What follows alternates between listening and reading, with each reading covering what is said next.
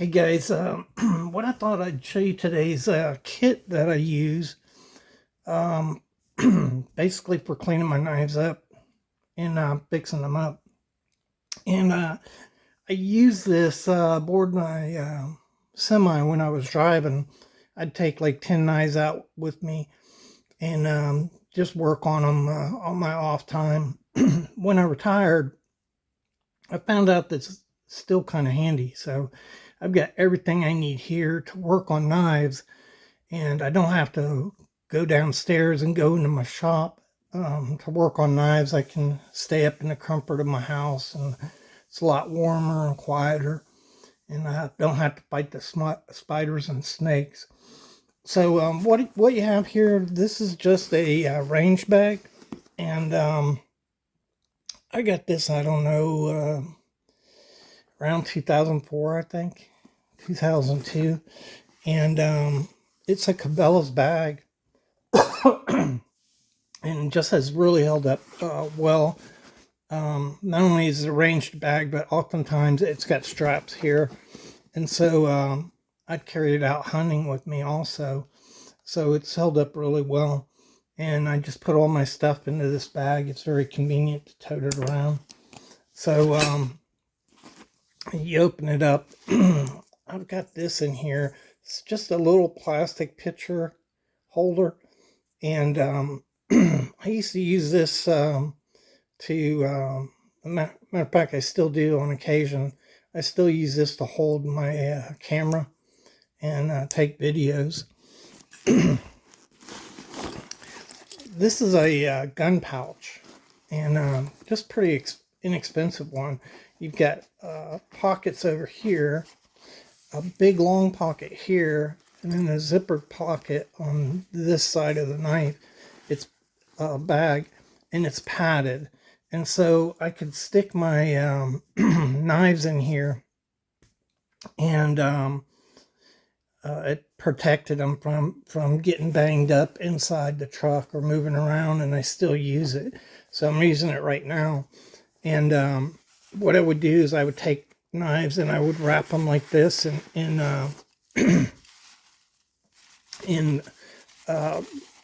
paper to kind of keep them from banging against each other. And then I put about 10 of them there like that. And when I worked on them, I'd break them loose from the paper, work on the knife, and then I put it in here. So when I work on my knives, I do about what I call 6 different layers. And so I start at 350 grit sandpaper, and I work my way up to 1,000. And so this is also a way for me to kind of keep track of that. Because as I work on the knives on one layer, say it was 350 grit, I would pull it out of here, work on it, and then put it over here. When I have this filled up, I'd do the reverse. So I'd pull them out, work on them, and then wrap them back up in paper and put them over here till this side was all cleaned out. And excuse me. So that way I was able to keep track of, the knives that I was working on. And I've got a few here. I'm working on putting a mirror polish on this right here. I've got 2 more coats to put on it. Little Cutmaster spaying knife, but veterinarian spaying knife, and has an interesting blade here. And so this works really well for your knives. I keep this in here. I lay it out on the table to protect the table. And then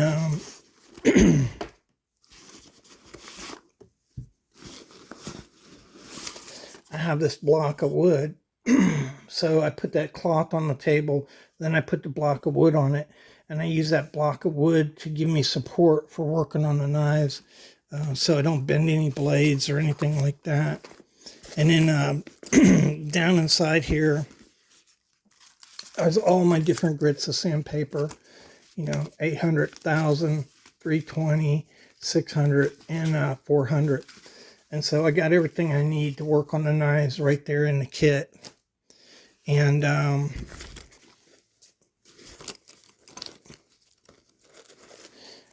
keep, you know, this is a really good, this is in really good shape. This brush, keep a nylon brush.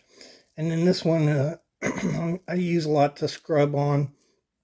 When this gets past the point of no return, then I'll just switch over and use this, and I'll get a new brush to use. I mainly use these. I need it long and thin to clean out the top squares of the knife, and that's what I use that for. See what else we got in here. So these are just skewers. You can get them at Walmart, Dollar General, wherever.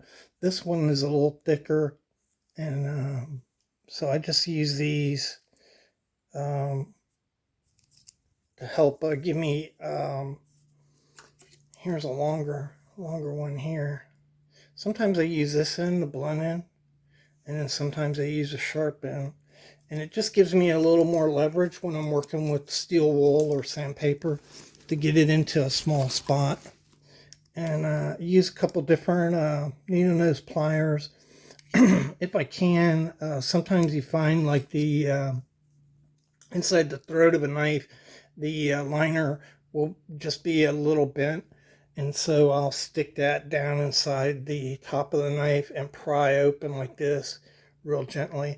A lot of times that's all you need, and it'll straighten out those liners. Sometimes it takes a little more work, and so I'll make up some shims, and I'll put shims down in the liner and just leave it. Carry a C-clamp because on blades that are loose, I just put a little bit of cloth or leather in between these and pinch down on the bolster, and usually that'll tighten up the blade for me. Sometimes, again, that requires a little more work. Let's see, that's all that's in that side. So I keep this, this looks nasty because I use an oil stone, and it's just an old oil stone. And these things do a great job on straightening blades up, the edge of blades. And so I really don't use this to sharpen the blades, but if they're uneven, you know, I can use this rough, really rough stone here to get them back to where they belong. And that's what I use that for. I carry these things. So you get these at Office Depot, any office place. They're little rubber things that go over your fingers. And when I'm working with sandpaper, I work so much with them. Sometimes it'll wear all the skin off. And so, you know, I use these occasionally. Not as much as I should. This is Lucas oil. It's a gun oil. And this is really great oil for your knife. And it does a super job. Since it's formulated for firearms, it's heat resistant. It has a tendency not to clog up like some other oils will. And it's got a needle tip on it. You can find this in AutoZone and various other convenience stores. But I like that needle tip. I can precisely put oil down there. I just use a couple drops. I don't use a lot of oil. Yeah, let's see. I carry extra, I hardly see this, but it's steel wool. So I carry extra steel wool. And then I've got some gun swabs here. I really don't use these very much, but sometimes they come in handy, you know, so I carry them. In this pocket, these are my favorite tools. So just a gun swab to get down there and remove dirt and grit out of it. The steel wool, that puts a fine polish on things. And a couple popsicle sticks. So this one is a full one. And what that does for you is I can stick that down into the throat and on top of the sandpaper, and it gives me some leverage to really get some torque on that sandpaper down in the throat of the knife. And on really small knives, I've got a popsicle stick, if you can see it here. See how I whittle it down? And so it's narrower here. I'll show you here. You can see the difference. So I've narrowed it down, and that allows me to get into little tiny pen knives and do the same thing. It gives you some torque to use on the sandpaper when I'm cleaning out inside of there. And more of those. I also have this kit here. You can use any kit. This is a really good one from Duluth Trading. And it's a pick kit. So it's got tweezers too. I hardly ever use them. But it's got all these picks. Stainless steel. And these are really handy. Sometimes you get the the knives in on the back of the knife. I should get a knife as an example here. Hold on. On the back of the knife here, sometimes the back springs will come over and there'll be a little gap at the bottom where rust and dirt can get in there, and you can't really get that out anyway. And so I use those picks to get down inside there, and I just scrape like that and get all that dirt out. And it's also helpful on your on the tail of your knife here. Ooh, I don't want to cut myself. Okay, on the tail of the knife here, so you can get down underneath these tangs with those picks. And I get down in there and I pull that crap out that's underneath the tang. That slows your knife down, makes it feel gritty. I just get down in there and dig that stuff out. The other thing that's really handy about these picks is you can take these picks and put them onto rust. So if you have rust on your blade and say there's an etching on the blade, you don't want to really sand that etching off, right? It destroys the value of the knife. And so you could take that pick and you could get down on there on that blade. Say there was an etching here, and you just take that pick and slowly work at the rust, and it'll get that rust off without destroying the etching or markings on your knife. Right here, you can just get in there and pick at it. And sometimes I do it on the, especially on the down here in the throat of the knife on the back of your back spring. A lot of times that could be all pitted up. And also in this area here, I'll just scrape that like that, and it just gets all that rust out of there, no problem. Really handy to have them. Let's see what else I got in here. Keep a little flashlight in there. This is a gun cloth. You can buy these at places that offer gun supplies and also knife shops. And this is a microfiber knife. It's treated, and this is actually a cloth that's supposed to be used on fine cutlery so that you don't have to use abrasives on it, and it'll actually polish up the metal. But I just use it to clean up the blades a little. They're already clean, but I use it like to clean the blade up for videos and stuff like that. This is just a knife that came in a lot, and a little cheap multi-blade, but it's really handy to have a knife like this. You can see it's not really sharp there, right? And it's a little sharp on the edge here, but not much. And what I use this for is you get knives that have jig bone, and there's all kinds of crap down in there in that jig bone. And so if you take a blunt knife, you don't want it to be real sharp, but you take a blunt blade and you get down in that jigging and you can dig all that crap out. Sometimes it's dried up guts, and it dries up to be really, really hard like resin. Sometimes it's other materials like paint, whatever. But a little tiny knife like this can really help get that stuff out. and not damage your knife. And the other thing I do with this is it has a saw blade on it. And so I just use that saw blade. I'll stick it down in the throat of the knife and drag it along to clean out all the dust and lint. And it's amazing what you find in these old knives, you know, grass in there, all kinds of stuff. I found bugs in it. And that's just a quick way to pull that stuff out. Let's see. On this side, I keep a little kit. This is just a little file kit. And so sometimes, you know, it's helpful to be able to file on a blade or on the bolster. Sometimes these liners are bent in and you can file on the liner and loosen up the action on your blade. And then this is just really funny here. So obviously this is a kit and it's a knife kit. And I bought one of these because I collect, I'm a pattern collector. And so I wanted to have one of these kits. But when I got this kit, I found out like these things are amazingly stable and they really work. And so I'll use this hammer when I'm fixing on the knife.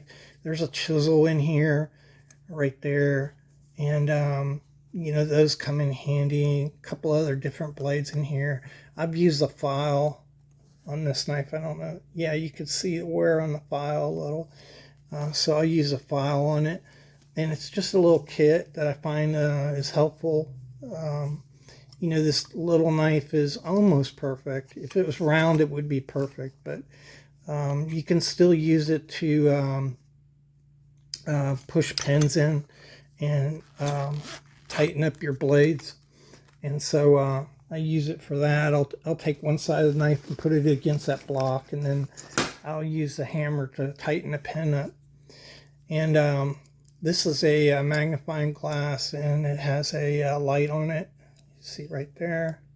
This is just a little jeweler's light, but it works really well. It's 50 times here and 80 times here. It's really hard to use the 80 times, but little glasses like this can really help you. A lot of times you're looking at a knife and you can't really see the tang, or what the writing is not really clear, but once you get it under magnification, it just pops out at you. And so kind of handy to have those around. And then this is a little Hi-Torx kit. In here there's a blade, and you just put that on in here, and I can work on Hi-Torx. So I don't only collect vintage boulders. I collect modern knives too, and so you know, this is just a little kit to work on the knife, and I use a Leatherman Leatherman there that I can put that stuff into. I also use this for when I go to the range to effect any repairs that I need. I'm embarrassed to say, you can tell that I am a slip joint guy because my thumbnails are all broken. But I found that using a guitar pick works really well in getting these out. And I know they have tools, but I already have tools, so I don't feel like paying 20 bucks for a nail pick tool. And I can't find that guitar thingy right now, but I keep a little screwdriver like this, and I can place it in there and pull the blade open like that. And that's what I use that little thing for. But usually the guitar pick is with me, and just stick it in there. It works great. Guitar picks work great on your knife, and they're cheap. All right, I think that's all the little tricks I have there in my bag, and that's how I use them all. I hope you enjoyed the video, and we'll talk at you later.